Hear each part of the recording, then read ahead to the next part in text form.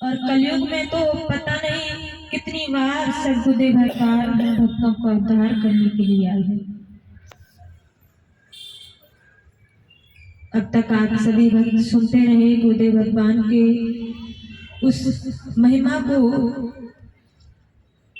और गुरुदेव भगवान कैसे हम भक्तों को इस संसार से पार करते हैं, हम लोग समझ नहीं पाते हैं।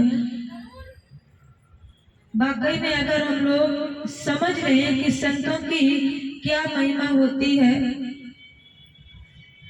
तो आज हमारा ये हाल नहीं होता।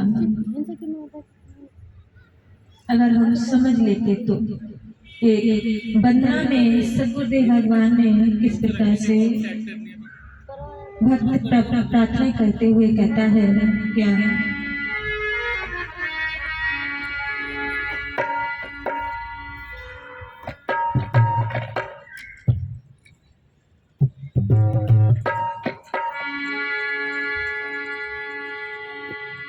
तो साथी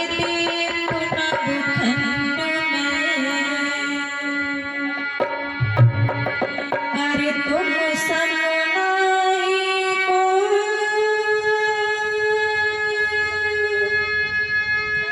निज घर को दिखलाए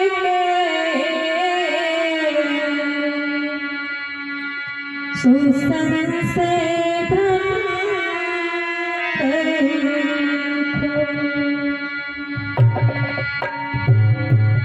गुरु चरण संग प्रीति कर शोभे गुरु चरण संग प्रीति कर, अरे गुरु चरण विश्वास सुख संपत्ति सब देते हैं, शोभे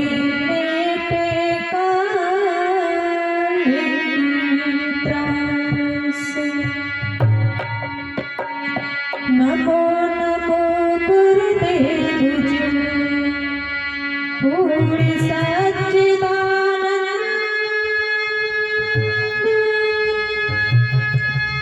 पारे ब्रह्म साहिब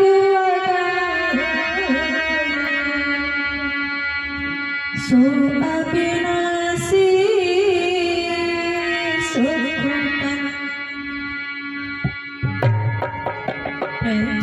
सदगुरुदेव भगवान की जय।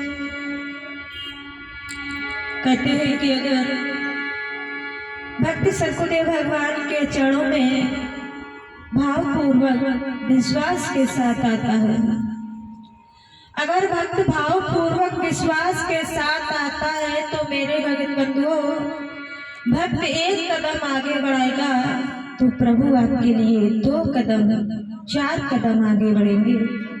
अगर हमारे अंदर भाव और विश्वास है तो सभी भक्त श्रद्धा और भाव के साथ प्रभु के लिए प्रार्थना करेंगे क्या,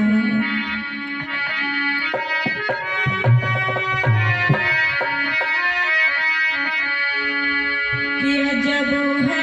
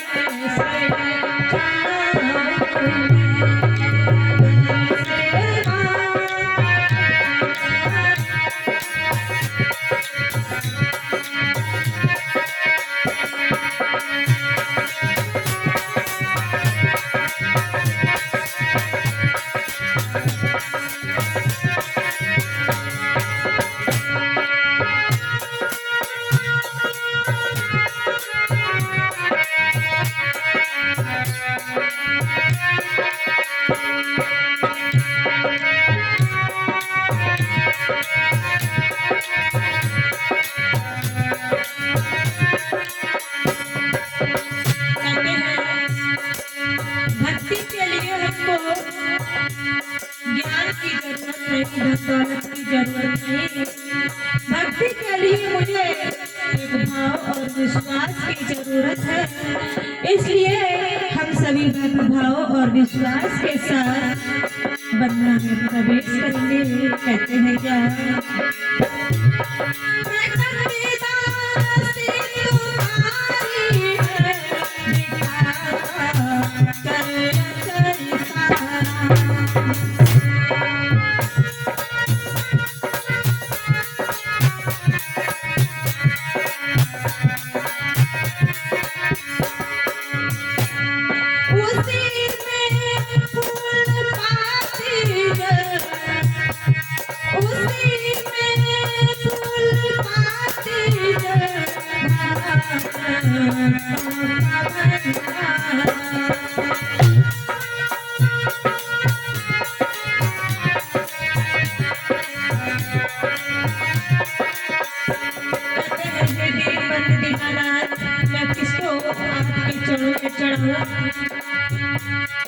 जो देखने में आ रहा है वो सब कुछ आपका बनाया हुआ है। अगर मैं फूल को आपके चरणों में चढ़ाऊं उसमें भी आप हो, पत्ती को चढ़ाऊं उसमें भी आप हो, जल को चढ़ाऊं उसमें भी आप हो। जो कुछ चीज संसार में हो रहा है, कर रहे हैं, देख रहे हैं, सब में आप समाये हुए हो। तो ऐसी कौन सी चीज है प्रभु जिसको मैं आपके चरणों में चढ़ाऊं? हे दीन दीनानाथ, कहते हैं क्या, उसी में फूल पाती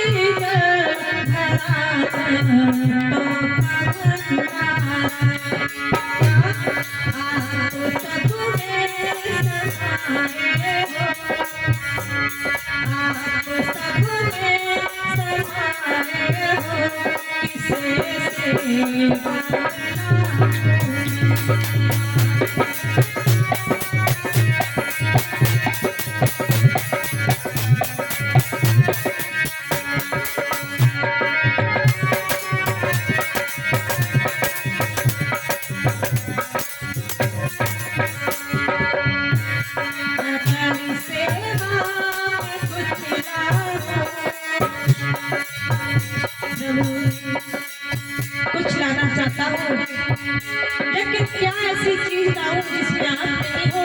आप हर जगह समाये हुए हो। एक सुई की नोक पर भी जगह खाली नहीं है जहाँ आप नहीं हो। इसलिए प्रभु कहते हैं क्या, आदर से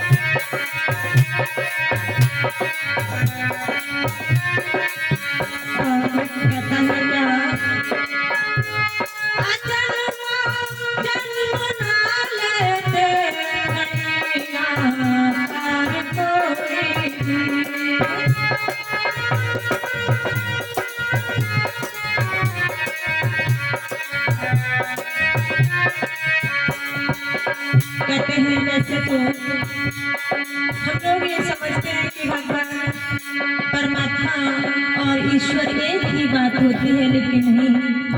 भगवान सगुण साकार को कहते हैं और ईश्वर निर्गुण को सगुण निराकार को कहते हैं और परमात्मा निर्गुण निराकार को कहते हैं। कहते हैं कि जिसका कोई आकार नहीं है, भला उसको मैं कैसे देख सकता हूँ? और कहते हैं कि जिसको मैं देखना चाहूँ उसको मैं कैसे देखूँ? ये कृपा आपकी ही होगी, तभी उसको मैं देख सकता हूँ जिसके लिए मैं संसार में भटक रहा हूँ। प्रभु कहते हैं क्या,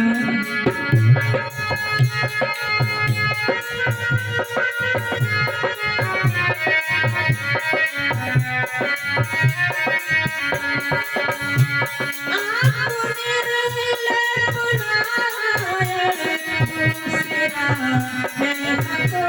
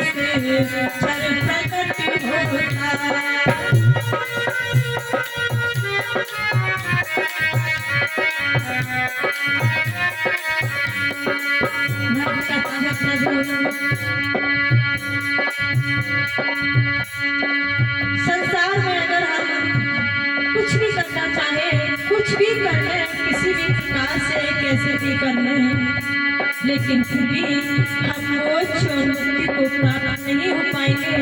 मोक्ष और मुक्ति को प्राप्त साधक तभी हो पाएगा जब मुझे कोई ऐसा पूर्ण सद्गुरु मिल जाएगा। इसलिए कहते हैं वंदना में क्या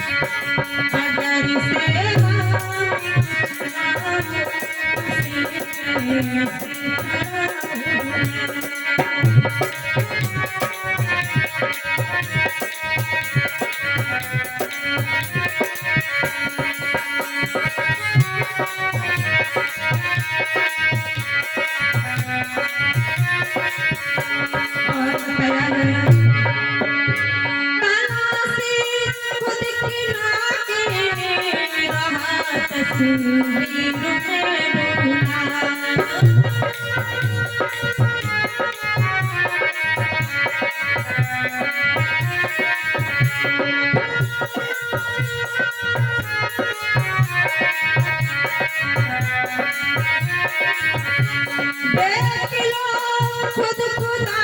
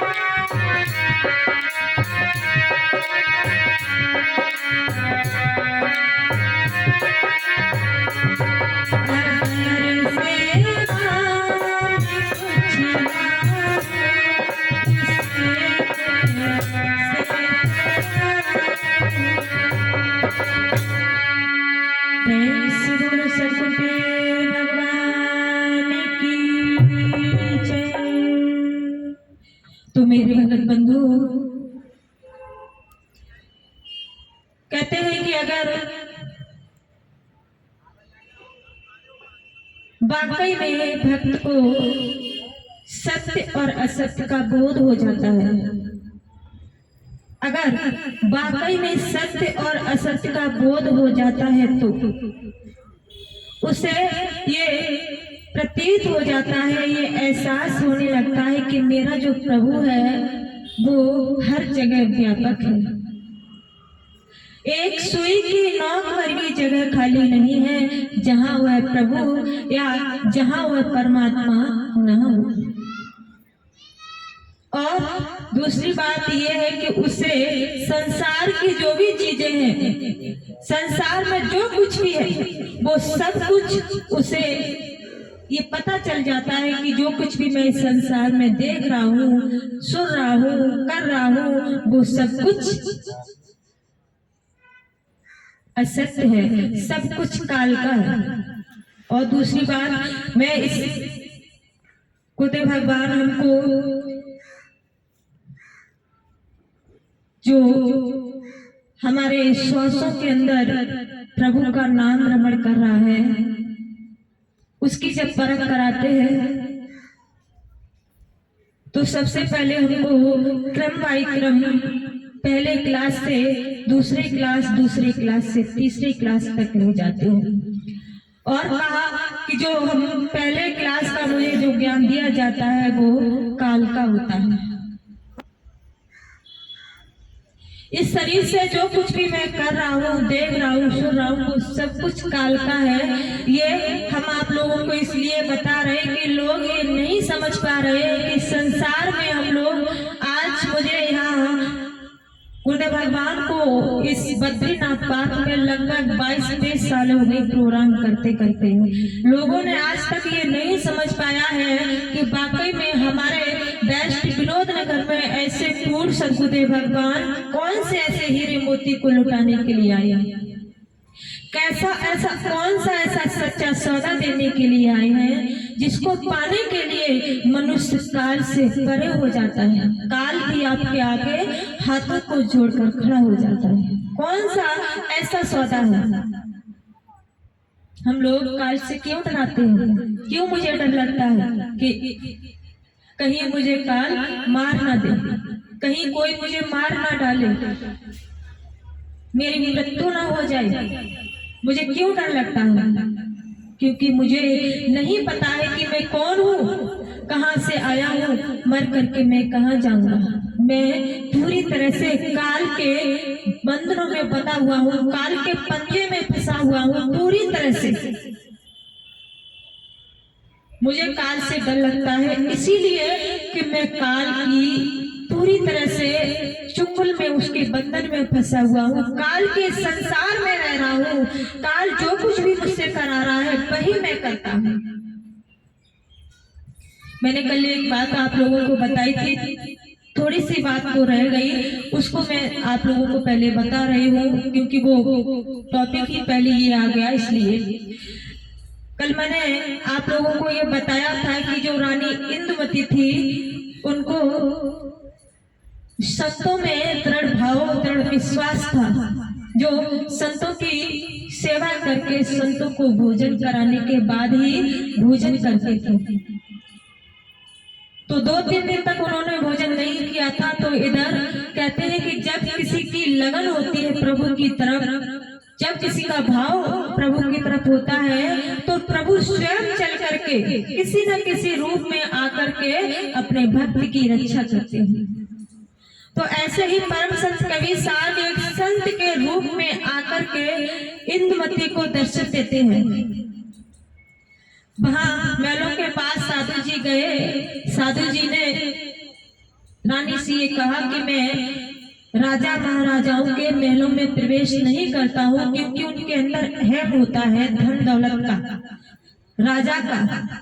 इसलिए जहाँ अहम होता है, जहाँ भक्ति के शत्रु होते हैं, वहां मैं प्रवेश नहीं कर सकता हूँ। रानी ने कहा, महाराज मेरे अंदर अगर अहम होता तो मैं चलकर के आपके पास नहीं आती, इसलिए आप कृपया करके इस दासी पर कृपा करो, कृपा करके आप मेरे अंदर महलों के अंदर चलो, आप भोजन ग्रहण करें, तभी मैं भोजन प्राप्त करूंगी। कबीर साहब को दया आ जाती है, जो एक संत के रूप में आए थे, रानी के साथ महलों में चले गए। रानी ने सुंदर सुंदर पकवान बनाए। पकवान बना करके सभी जो भी और भी संत थे उनको भी खिलाया। जो कबीर साहब एक संत के रूप में आए थे उनको खिलाया। कबीर साहब कुछ प्रवचन करने लगे। रानी बैठ करके सत्संग को सुनने लगी। सुनने के बाद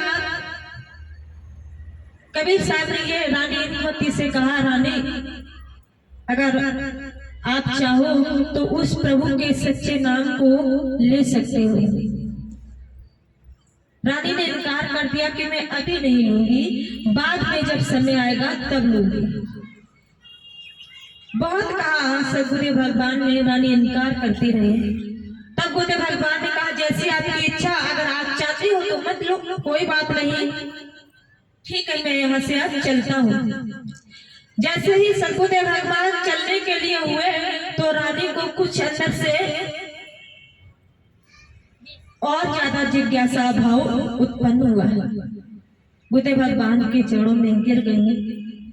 गुरुदेव भगवान से प्रार्थना की, प्रभु अब मैं उस प्रभु के नाम को जानने के लिए तैयार हूँ, आप मुझे प्रभु के नाम के बारे में बताएं। तब गुरुदेव भगवान ने यानी परम संत कबीर साहब ने रानी इंदुमती को, जो हमारी श्वासों के अंदर नाम भ्रमण कर रहा है, इसकी परख कराई थी। परख कराने के बाद गुरुदेव भगवान ने कहा, रानी मैं अब यहाँ से जा रहा हूँ, अब आप सतर्क रहना। क्यों? क्योंकि जो काल है, जो निरंजन साहब है, वो हमारे रूप में आकर के आपको भड़का सकते हैं, आपको आपके मार्ग से हटा सकते हैं, आपको कष्ट पहुंचा सकते हैं। ये गुरुदेव भगवान को पता था। क्यों? क्योंकि रानी उस प्रभु के सच्चे नाम का अभ्यास कर रही है, इसलिए।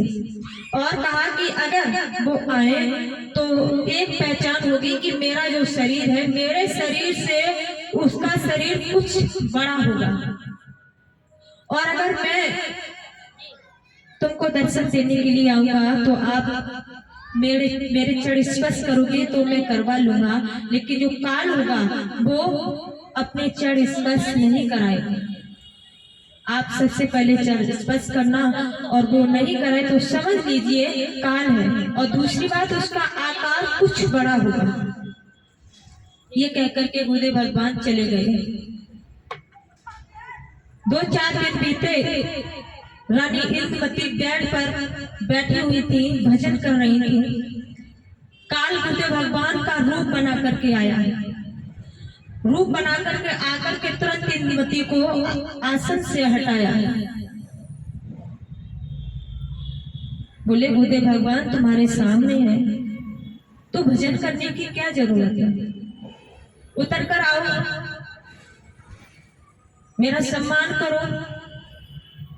रानी ने सोचा कि ये बात गुरुदेव भगवान कह ही नहीं सकते हैं। उनको वही बात याद आ गई कि गुरुदेव भगवान ने ये कहा था कि काल तुमको हानि पहुंचा सकता है, मेरे रूप में आ सकता है। तो देखा तो उसका आकार कुछ बड़ा था, जो काल था उसका आकार बड़ा था, इसलिए रानी ने कहा मैं समझ गई कि आप गुरुदेव भगवान नहीं हो, आप काल हो, मुझे हानि पहुंचाने के लिए आए हो, इसलिए मैं नहीं आ सकती हूँ। तुरंत फिर वो भजन करने के लिए फिर से बैठ गई। काल का उस समय उनका कोई बाल वाका नहीं कर पाई, मारने के लिए आए थे। फिर 2 दिन बाद फिर वो काल एक सर्प के रूप में आया। जो काल था वो सर्प के रूप में आकर के रानी के बेड पर ही उसने सर्प का रूप धारण किया और तुरंत ही रानी के मस्तिष्क में डस लिया। रानी वहीं पर मूर्छित होकर गिर गई। पूरे राज्य में हंगामा मच गया, सभी लोग आए, बहुत वैद्य बुलवाए, बहुत डॉक्टर आए, रानी को कोई आराम नहीं हुआ।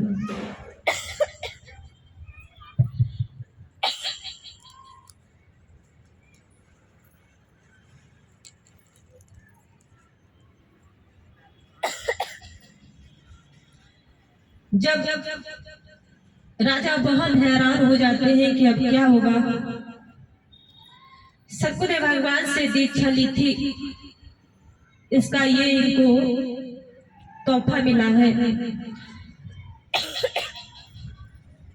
रानी को जो वैद्य थे उनकी कुछ जड़ी बूटी थी, हल्का सा उनको होश आने लगा, लेकिन पूरी तरह से ठीक नहीं हुई। जैसे ही रानी को कुछ थोड़ा सा होश आया, रानी उन लोगों से बोलने लगी कि आप लोगों के जो दवा है उससे मैं ठीक नहीं हो सकती हूँ, मुझे मेरे गुरुदेव भगवान ने मंत्र दिया है, मैं उससे ठीक हो जाऊंगी। रानी ने जो गुरुदेव भगवान ने विष को काटने वाला मंत्र दिया था, उस मंत्र को जपा, लेटे लेटे मंत्र का जाप किया, तुरंत ही रानी ठीक हो गई। सभी वैद्य वहां से चले गए। तब रानी ने राजा से कहा महाराज आप भी गुरुदेव भगवान से दीक्षा ले लो। राजा ने इनकार कर दिया कि मैं दीक्षा क्या करूंगा, आपने ले लिया है, बस आप जो करोगी हो सकता है उसमें आधा हिस्सा मेरा हो जाए। बोले इसमें कोई हिस्सा नहीं होगा, आप दीक्षा ले लो, मैं जो करूंगी मुझे मिलेगा, आप जो करोगे आपको मिलेगा। बहुत समझाया लेकिन राजा ने दीक्षा नहीं ली। फिर से गुरुदेव भगवान आए। गुरुदेव भगवान ने रानी से कहा बेटी मैंने आपसे कहा था कि काल आएगा, वो तुमको हानि पहुंचाएगा। रानी गुरुदेव भगवान के चरणों में गिर गई, बोली प्रभु ये कैसा संसार है, भक्ति के मार्ग पर अगर भक्त को इतना कष्ट मिलेगा तो भक्त कैसे भक्ति कर पाएगा। कबीर साहब ने कहा बेटी ये संसार काल का है, जो निरंजन साहब है उनका पूरा रचाया हुआ खेल है। वो जैसा आपको चलाते हैं वैसा संसार को, जैसा वो संसार को चलाते हैं संसार वैसा ही चलता है। हम सभी लोग काल के हिसाब से चल रहे हैं, इसलिए मैंने तुमको प्रभु का सच्चा नाम दिया है। ये काल का संसार है, तुम प्रभु के सच्चे नाम का अभ्यास करके काल से अलग रह सकती हो, काल के ना हिसाब से चल सकती हो। अगर तुमको आज ये जो प्रभु का सच्चा नाम है ये नहीं मिलता तो निश्चय ही तुम्हारी मृत्यु हो जाती है। रानी गुरुदेव भगवान के चरणों में गिर गई, बोले प्रभु अब मुझे इस काल के संसार में नहीं रहना है, ये जो काल का संसार है इसमें मुझे नहीं रहना है। अगर काल मुझे अपने हिसाब से चला रहा है, काल मुझे अपने हिसाब से नचा रहा है, जो वो चाहता है वो जो मैं करूं, जो वो कहे वो मैं सुनूं, ये मैं नहीं कर सकती हूँ। इसलिए प्रभु आपकी अगर कृपा हो जाए तो मुझे यहाँ से आप ले चल। ये रानी इंदुमती ने कबीर साहब से कहा था। ये बात हमने आप लोगों को क्यों बताई, कल थोड़ी बात रह गई थी, इसलिए बताई कि हम लोग काल से डरते हैं, मृत्यु से डरते हैं। मेरे पास सच्चा सौदा है, वो पावर है, वो शक्ति है। मैं खुद अपने हिसाब से जी सकता हूँ, मैं अपने हिसाब से रहूं, अपने हिसाब से अपनी ताकत अपने बल के साथ रहूं, किसी दूसरे पर निर्भर ना रहूं। आपके पास जो पावर है वो आप नहीं समझ पा रहे हो। वैसे तो हम अपने घर के मुखिया हैं, अपने घर के मुखिया के हिसाब से जो मैं कहूँगा हमारा परिवार उसी हिसाब से चलेगा, लेकिन जो मृत्यु है वो किसी दूसरे के हाथ में है। जब वो लेने के लिए आएगा तभी हम जाएंगे, और जब नहीं आएगा तब नहीं जाएंगे। इसलिए अगर मृत्यु को भी मैं अपने कब्जा में कर ले, अपने हिसाब से कर ले, जब मेरी इच्छा हो तब मैं आऊं, जब मेरी इच्छा हो तब मैं जाऊं, अगर ऐसा हो जाए तो मुझे मृत्यु से कभी डर नहीं लग सकता है। ये बात इंदुमती ने जब कबीर साहब से कहा कि प्रभु मुझे यहाँ से ले चलो, मैं इस दुनिया में नहीं रहना चाहती हूँ, तो कबीर साहब ने क्या कहा था, मेरी तरफ आप लोग ध्यान दें। कबीर साहब ने कहा कि बेटी अभी तो तुम्हारी उम्र आधी पड़ी हुई है, आधी उम्र है, इतनी उम्र में मैं आपको नहीं ले जा सकता हूँ। लगभग 40-45 साल की उम्र थी, ज्यादा से ज्यादा 50 साल की होगी। रानी ने कहा जितनी भी उम्र है, बाकी जो मेरी उम्र बच गई हो उस उम्र को मेरी इसी उम्र में शामिल कर दीजिए, मैं अब इस दुनिया में और रहना नहीं चाहती हूँ। बार बार प्रार्थना करने के बाद कबीर साहब ने रानी इंदुमती की जो उम्र पीछे बच गई थी, 40-50 साल की जो भी उम्र बची हो, उस उम्र को जो 50 साल की उम्र हो गई थी उसी में शामिल करके अपने दिव्य विमान में बिठाल करके गुरुदेव भगवान अपने निधाम ले गए। उतनी ही उम्र में उनको दिव्य विमान में बिठाल करके, क्यों, ये काल का संसार है, इसमें आपको सुख शांति मिलेगी, आएगा जाएगा, फिर आपको कष्ट होगा, फिर दुख होगा, फिर कष्ट होगा, बार बार आना बार बार जाना, ये लगा ही रहेगा। सच्चा आनंद सच्चा सुख आपको संतों की शरण में, तुम्हारे पास जो सौदा है, जब कोई पूर्ण सदगुरु मिल जाएंगे, वो जब आपको ये सौदा देंगे तब आप इस सौदे को यूज करें, इसका अभ्यास करें, इसमें डुबकी लगाएं, तब आपको सच्चा आनंद प्राप्त हो सकता है। और ये कब होगा, जब हम संतों का सत्संग श्रवण पान करेंगे, संतों की सेवा करेंगे। संतों की सेवा करने से, संतों के चरणों में प्रेम करने से मेरे भगत बंधु एक आपका पवित्र रिश्ता बन जाता है, एक ऐसा नाता जुड़ जाता है जो जन्म जन्मांतर तक आपका साथ निभाते हैं। सच्चे सदगुरु से जो नाता जोड़ लेता है वो नाता हमेशा ही मेरे साथ, जब मैं इस दुनिया में रह रहा हूँ तब भी मेरे साथ रहेगा, और जब मैं इस दुनिया से चला जाऊंगा तभी हमारे साथ ही हमारे सतगुरुदेव भगवान साथ जाएंगे, साथ ले जाएंगे, और साथ ही ले जा करके जिस घर से ये जीव आत्मा आई है वही ले जा करके मुझे मेरे घर तक पहुंचा देते। कहते हैं क्या कि तब के बरस हजार हो, अरे सत्संगति घड़ी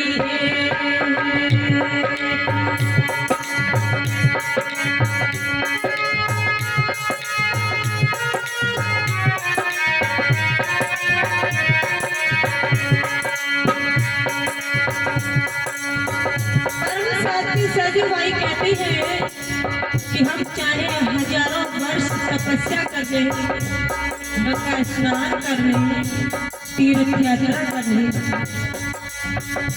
और एक बड़ी सत्संग को सुन ले, एक बड़ी होती है 24 मिनट की, और फिर कहते हैं एक घड़ी जो 24 मिनट की होती है उसमें से आधी यानी 12 मिनट और 12 में से आधी 6 मिनट अगर मैं सत्संग को सुने और 6 मिनट को छोड़िए, एक पल ही मैंने अगर मन लगाकर एक चित होकर चारों तरफ से दिल दिमाग को हटा करके मैंने अगर सत्संग में अपने मन को लगा लिया तो मेरे भगत बंधुओं हजारों वर्ष जो मैंने तपस्या की है वो उसके बराबर भी नहीं हो सकते हैं। इसलिए कहते हैं क्या, अरे तप के बरस हजार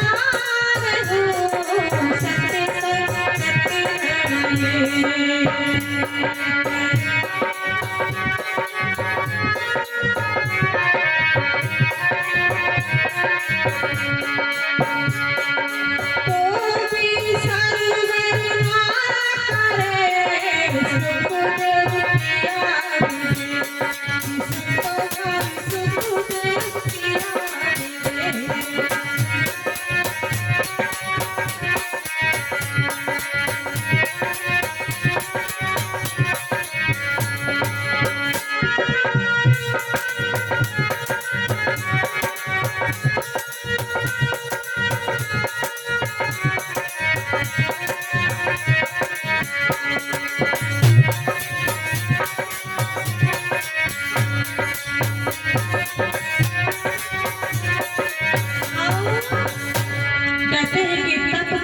सत्संग से हजार हो सत्संगत घड़िए, एक घड़ी हम सत्संग को सुने, सिर्फ एक घड़ी। और सुनने का मतलब भी ये नहीं होता है कि हम यहाँ पानडाल में बैठे हुए हैं, बातचीत कर रहे हैं, मेरा दिल दिमाग कहीं दूसरी जगह है, मेरा शरीर यहाँ पड़ा हुआ है, तो ऐसे भी सुनने से कुछ नहीं होगा। मन लगाकर सुनना, और ऐसे सुने तो पूरे 4 दिन सुनते रहे, 12 बजे से लेकर के आराम से 6 बजे तक सुनते रहे, फिर भी कुछ नहीं हो सकता है। अगर सुनना है तो एक चित होकर चारों तरफ से दिल दिमाग को हटा करके जो भी सब गुरुदेव भगवान बता रहे हैं या गुरुदेव भगवान के भक्त बता रहे हैं, एक एक शब्द को अपने अंदर उतारें।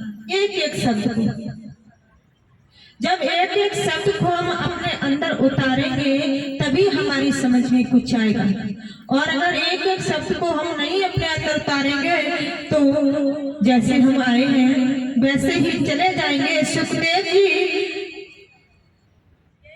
अपनी विवेक बुद्धि से जान रहे हैं, कह रहे हैं कि संसार में हम लोग संतों की महिमा को सुनने के लिए अपने दिल दिमाग को, अपने विचारों को नहीं लगाते हैं, फालतू बातों में अपना दिल दिमाग लगाते रहते हैं।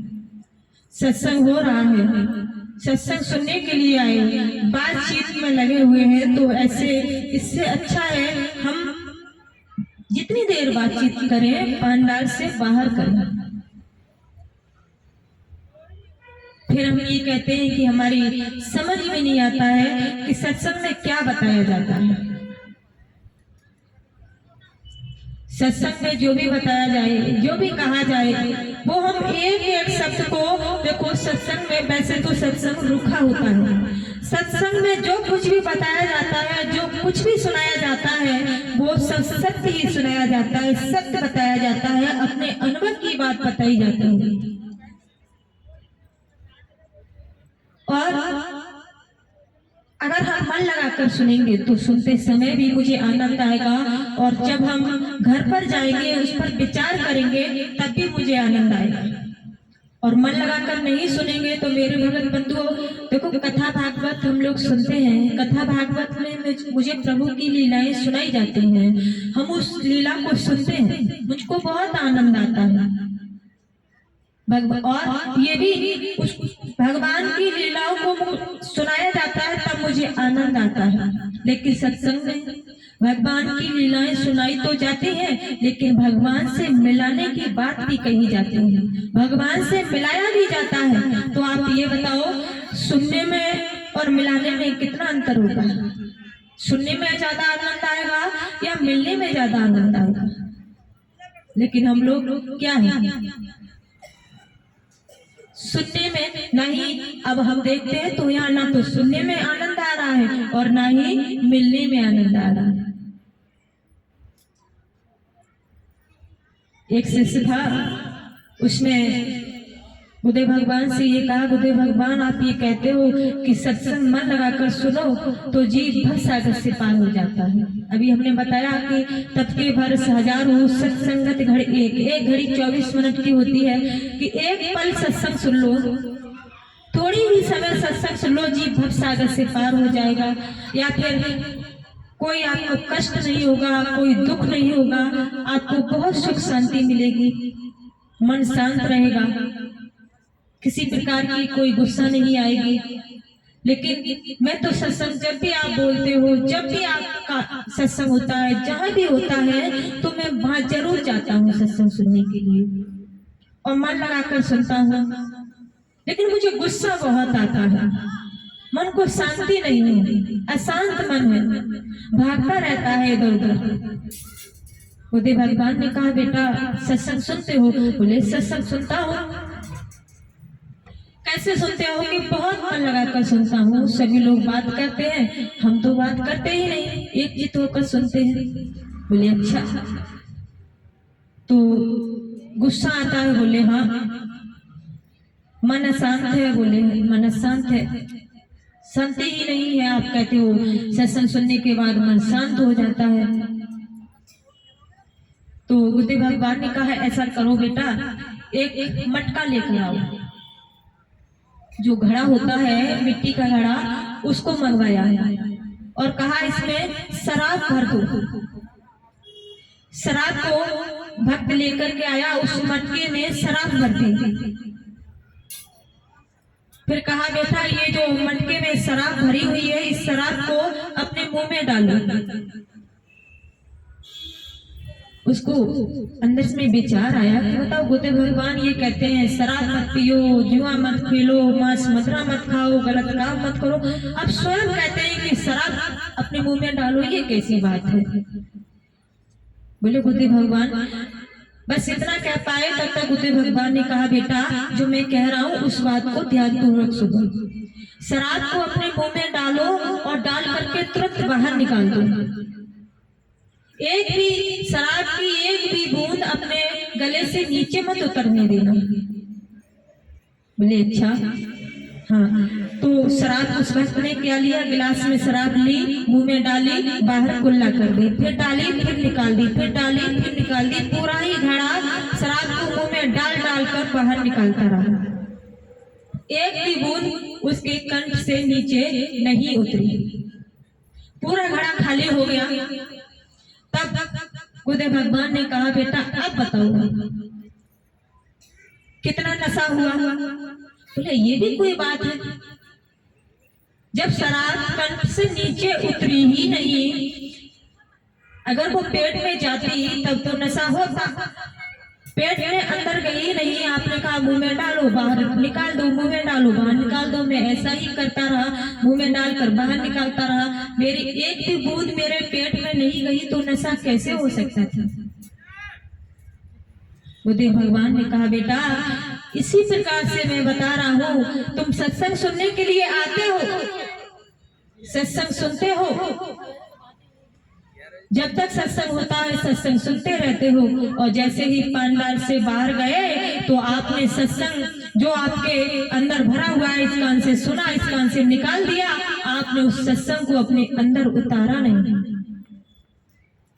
सुना लेकिन जब तक हुआ तब तक सुनते रहे, अपने अंदर उतारा नहीं। अगर आप अपने अंदर उसको उतार देते, एक एक शब्द को अपने अंदर उतारते रहते, तो आपको उस शब्द का, उस सत्संग का नशा होता।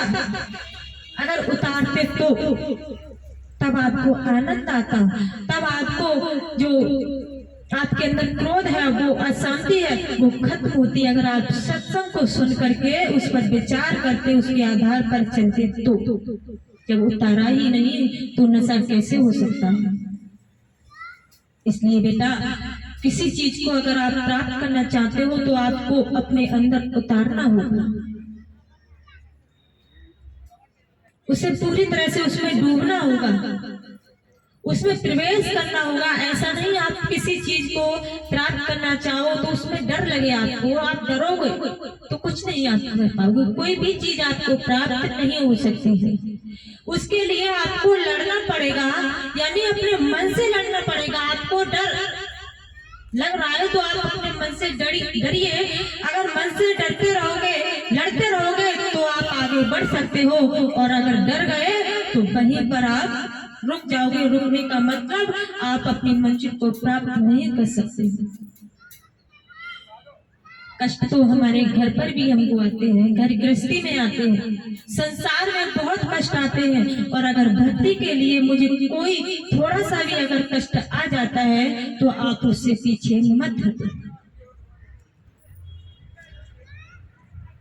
आपको प्रभु ने ये जो 5 तत्वों का शरीर दिया है, ये बहुत कीमती, ये 5 तत्वों का जो देश कीमती समय है, ये 5 तत्वों का समय शरीर आप व्यर्थ में इसको गमाते, श्वासों को गमाते जा रहे हो। एक दिन ये शरीर मिट्टी में मिल जाएगा, तुम्हारे काम नहीं आने वाला है। कोई पता नहीं ये तुम्हें दोबारा मनुष्य का शरीर मिले या न मिले। 84 लाख योनियों में, पशु में, पक्षियों में, पेड़ पौधों में, कीड़े मकोड़े में, किसी में भी आपको भेज दिया जा सकता है। और अगर किसी सच्चे सदगुरु की शरण में आप पहुंच गए हो, आपने उस प्रभु के सच्चे नाम का अभ्यास कर लिया है, तो मेरे भगत बंधुओं, निश्चय ही हम भक्त मोक्ष मुक्ति को अगर प्राप्त ना हो तो मुझे मनुष्य का शरीर निश्चय ही मिल जाएगा। और ऐसा हो ही नहीं सकता है कि पूर्ण सदगुरु मिल जाए और मुझे मोक्ष और मुक्ति का रास्ता ना मिल जाए। ये मोक्ष और मुक्ति का रास्ता मुझे सच्चे सदगुरु यानी पूर्ण सदगुरु की शरण में जाने से ही प्राप्त होगा। कहते हैं क्या,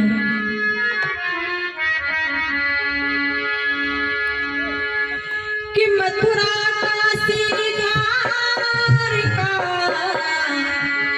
हरि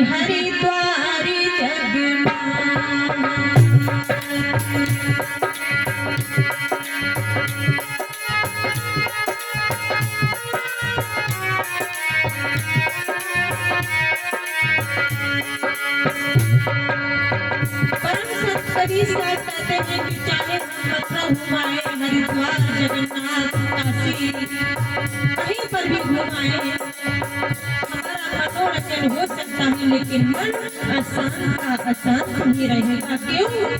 इस मन को शांत करने के लिए आपको वो जड़ी बूटी का प्रयोग करना होगा जो संतों के पास है। कहते हैं क्या, मथुरा काशी द्वारका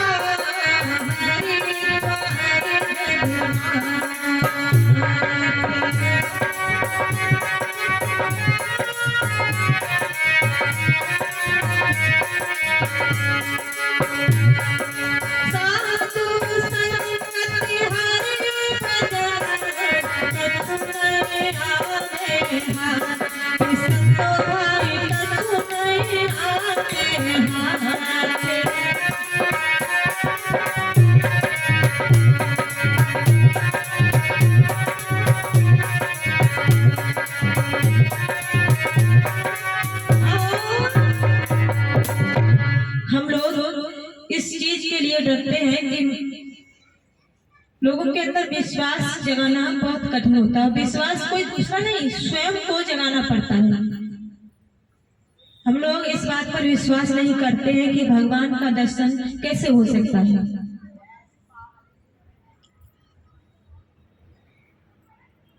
और वैसे तो सभी मानते हैं कि भगवान है, लेकिन भगवान का दर्शन कैसे हो सकता है, ये हम लोगों को अविश्वास पैदा होता है कि भगवान का दर्शन।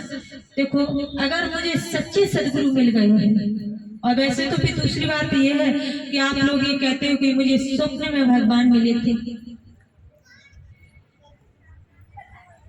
मंदिर में आप भगवान का भजन करने के लिए, कीर्तन करने के लिए जाते हो, पूजा करने के लिए जाते हो, तो वहां तो मुझे पत्थर की मूर्ति का दर्शन करने के लिए मिलता ही है, लेकिन अगर आपके अंदर ये तो विश्वास है कि मंदिर में भगवान है,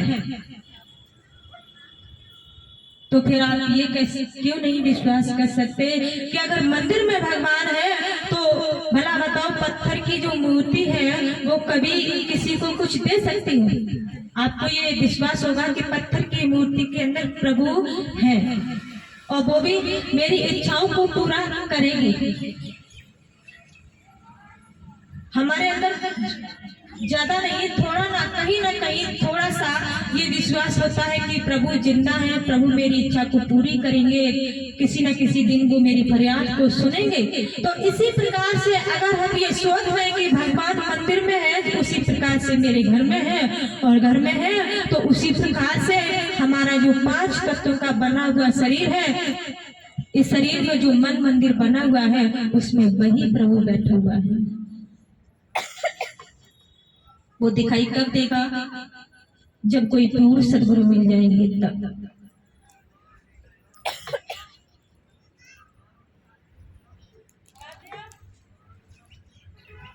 इसलिए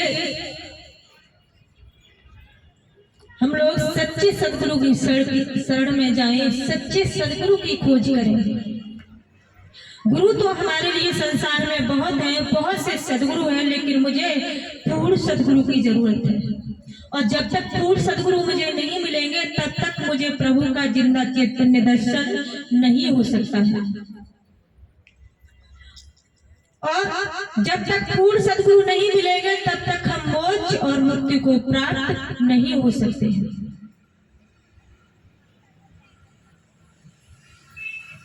एक दिन हमारा प्रोग्राम एटा जिला में खैरपुरा में चल रहा था, तो बुद्ध भगवान के भक्त सत्संग सुनने के लिए आए। तो एक भक्त वहां आए, महिला भक्त था, हमारे पास आकर के बैठ गई। काफी भजन ध्यान करती हैं।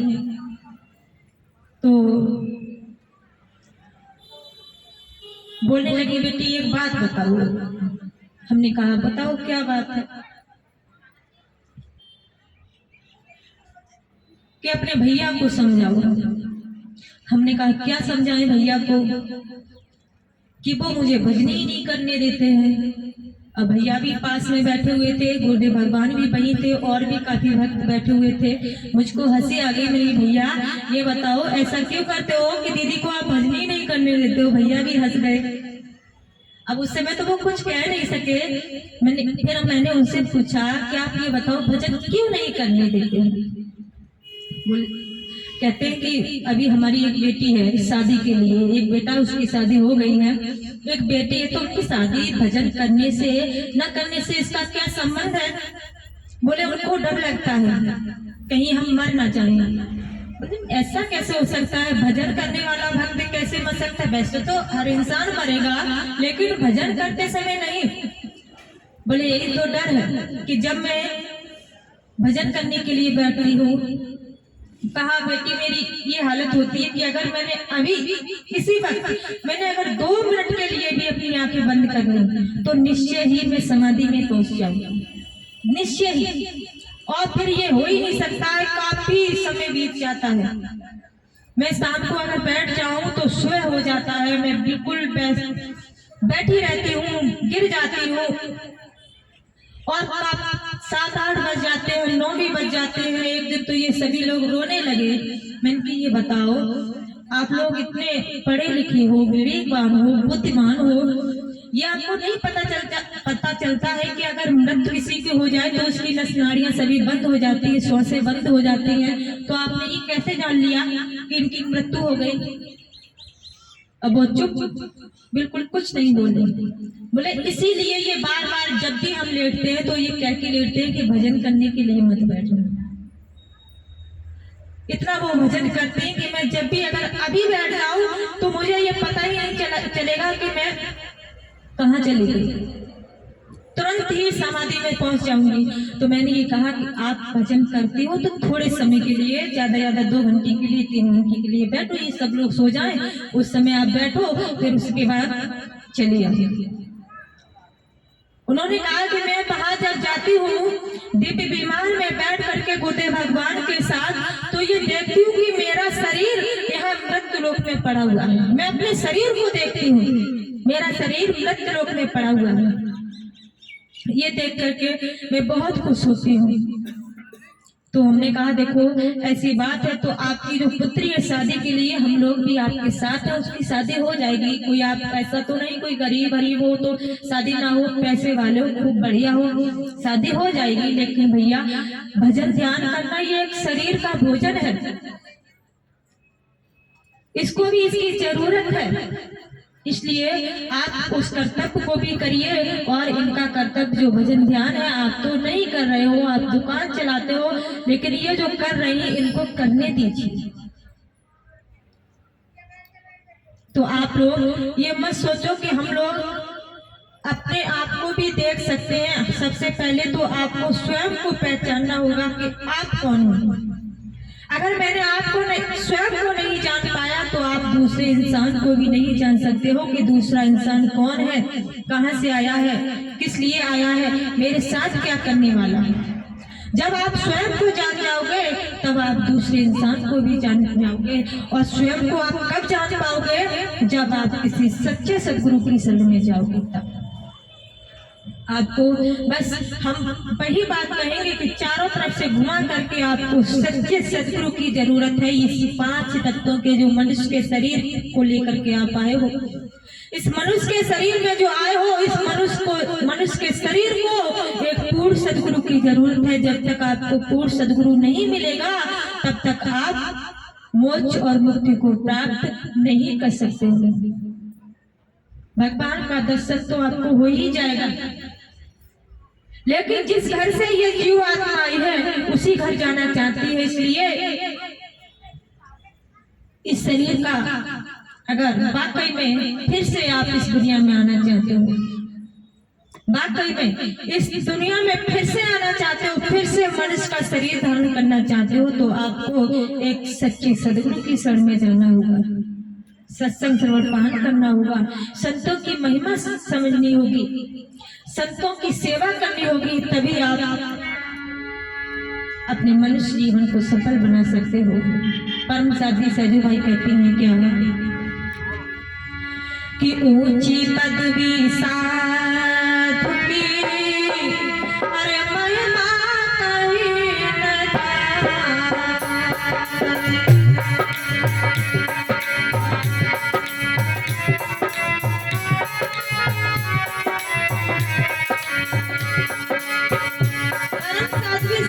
कहती है कि संतों की पत्ती बहुत ऊंची होती है, इनकी महिमा को हम कितना गाए उतना कम नहीं होगा। इसलिए कहते हैं कि आप ऊंची पत्ती साधु की महिमा कहीं न जाए।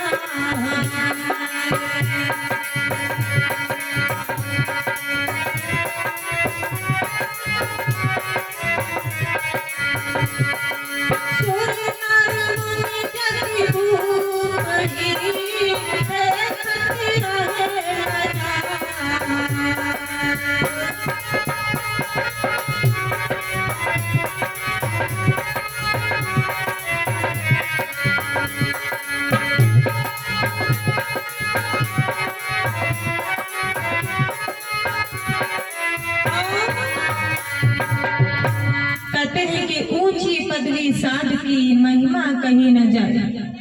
कहते हैं कि संतों की पदवी बहुत ऊंची होती है। संतों से राजा प्रजा देवता भी लज्जा खाते हैं। वो भी प्रभु से प्रार्थना करते हैं कि हे परवरदिगार मुझे मनुष्य का शरीर दो, जिससे मैं मनुष्य के शरीर में जाऊं, संतों की सेवा करूं, दान पुण्य करूं, कथा भागवत सुनूं, संतों के बताए हुए नाम का अभ्यास करूं। क्यों? क्योंकि देवताओं को भी 84 लाख योनियों में आना पड़ता है। इसलिए मनुष्य का शरीर ऐसे नहीं, बहुत जब कोई पिछले पुण्य जाग जाते हैं तब मुझे मनुष्य का शरीर मिलता है। एक भजन में सतगुरुदेव भगवान ने दर्शाया है, क्या कहते हैं,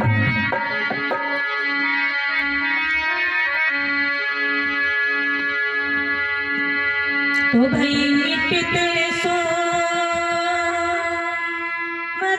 प्रीति कर और रहते सो मरने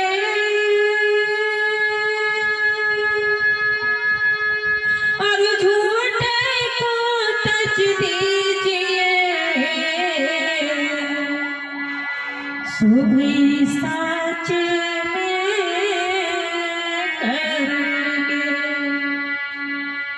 इस संसार में जो विनाश को प्राप्त होने वाला है उससे प्रेम मत कर, जो अविनाशी है चेतनात्मा है उससे प्रेम कर, इसी में तेरा कल्याण है। भजन में कहते हैं क्या,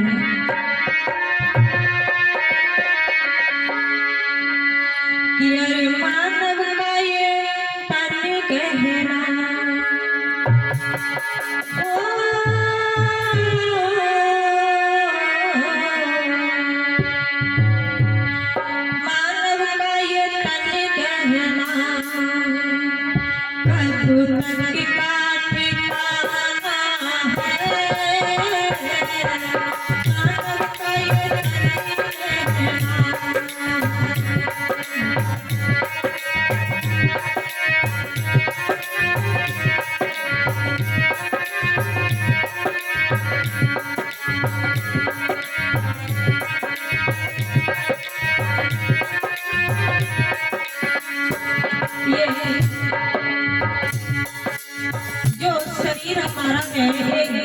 की तरह हम इसको बहुत सजा करके संभल करके रख रहे हैं।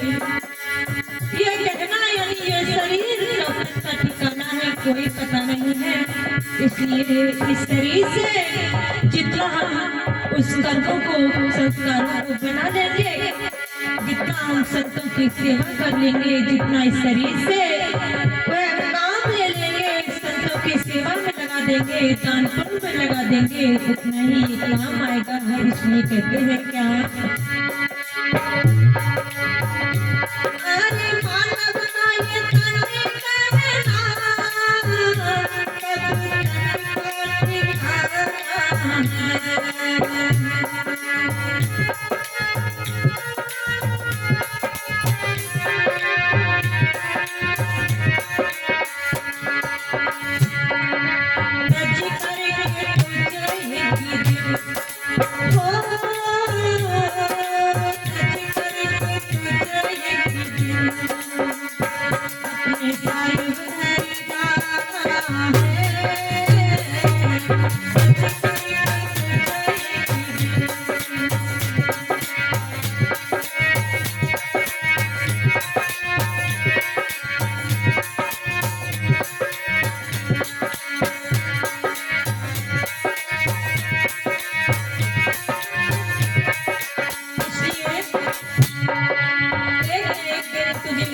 शरीर ये जो पाप तत्व का बना हुआ कहना है ये छोड़ना पड़ेगा।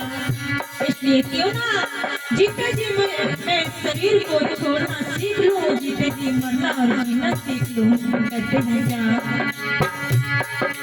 मानव तेरा जग में क्या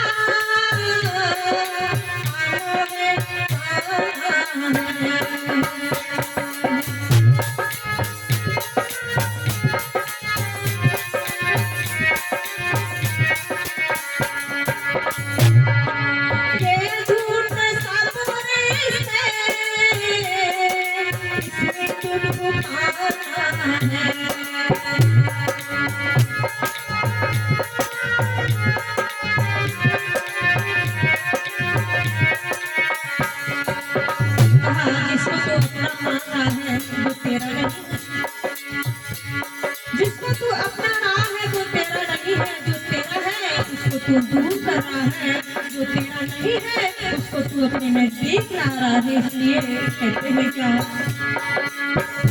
परिवार सजाया है जीवन को लगाया है,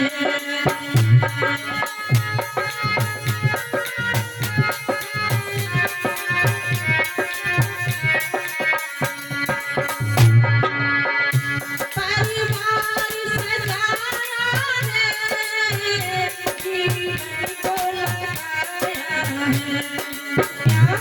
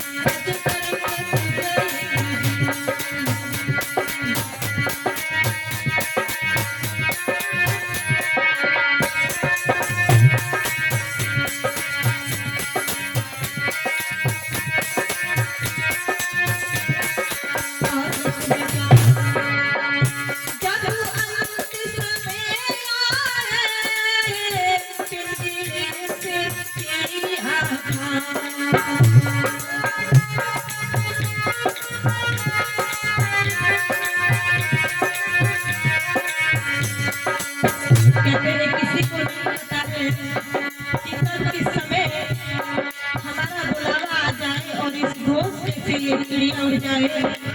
इसलिए ऐसा कोई उपाय कर कीजिए कि आपको ये पता चल जाए कि कब किस घड़ी में, किस महीने में, किस साल में, किस दिन में, किस नक्षत्र में हमारा बुलावा आने वाला है। जब ये आप जान जाओगे तो आपको किसी का कोई भय नहीं, कोई डर नहीं लगेगा। और ये आप कब जान पाओगे? जब आपको कोई क्रूर शत्रु मिल जाएंगे तभी आप जान सकते हो। इसलिए कहते हैं क्या, जब अंत समय आए, पिंजरे से चिड़िया था।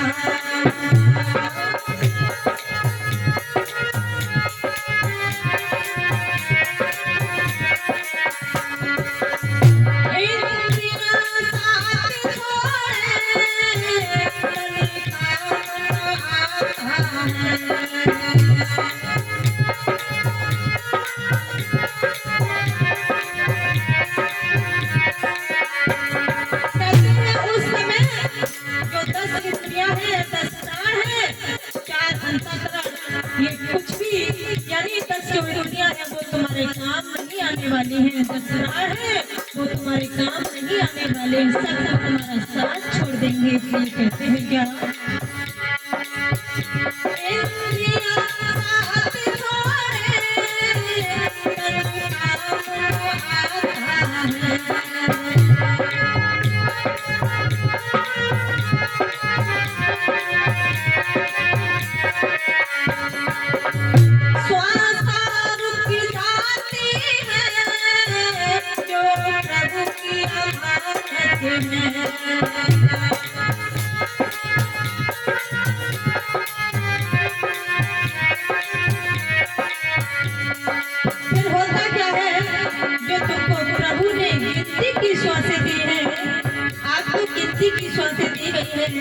और इन गिनती की श्वासों को हम प्यार में दिन बाय दिन गवाते जा रहे हैं, खर्च करते जा रहे हैं। जैसे ये सारी श्वासें खत्म हो जाएंगी, हमारा भी राम नाम सत्य हो जाएगा, समाप्त हो जाएगा। मेरा जीवन इस दुनिया के लिए हमेशा हमेशा के लिए खत्म हो जाएगा। इसलिए कहते हैं क्या, श्वास रुक जाती है जो प्रभु की अमानत है।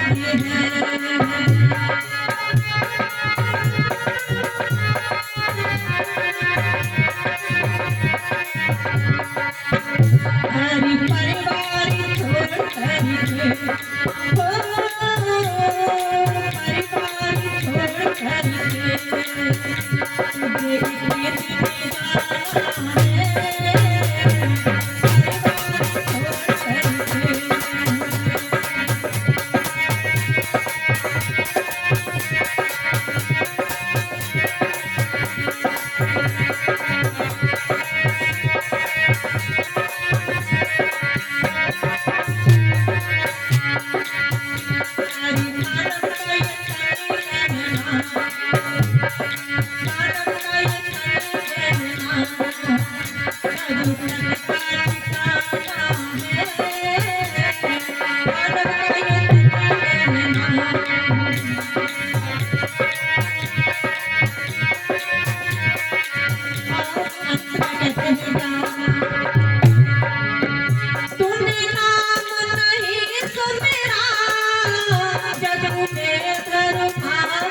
है।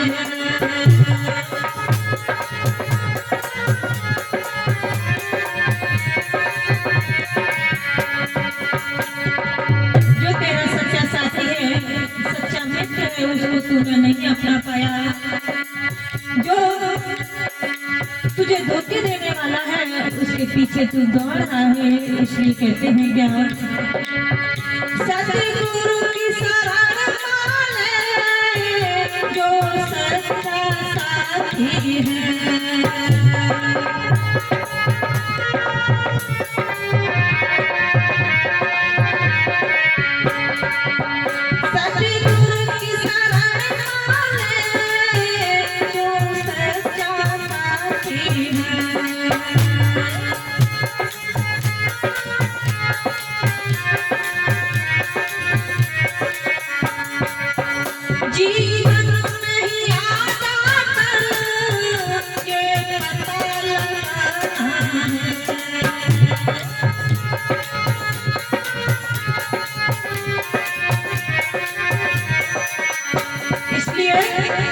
जीते जी अगर मैंने ये सब कुछ जान लिया तो क्या होगा।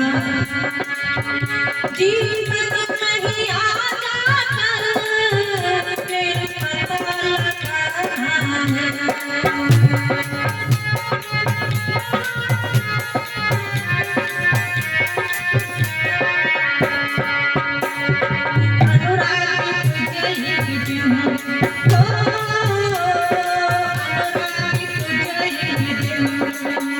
अपने पिया करे जाना है, अनुरागी तुझे ही दिन।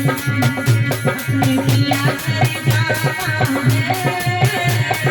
अनुरागी तुझे ही दिन।